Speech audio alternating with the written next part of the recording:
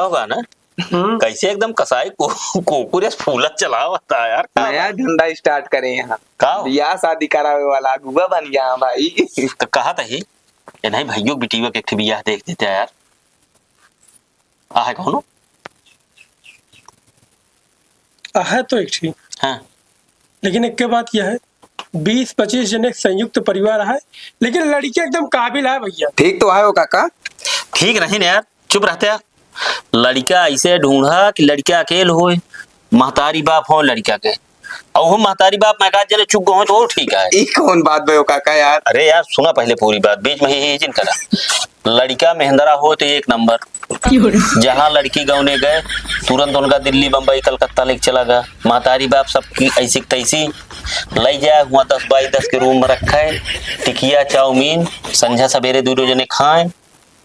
ऐसा कहाँ होता राजू। अरे यार ऐसे होबे करते, कितना लड़कियां हो खुदे बनवत किया हुआ थे।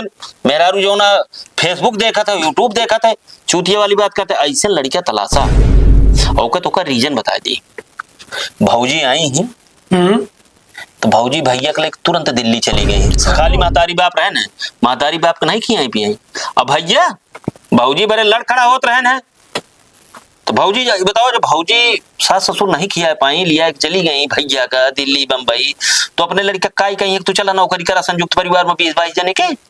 बात तो सही है, लेकिन का तो जैसे भौजी हाँ जैसे भौजी वैसे भौजी के लड़के, तो ऐसे बियाह तलाशा लड़का मेहंदरा। कहा चाहता है इनके धंधो बंद करा छोड़बे का।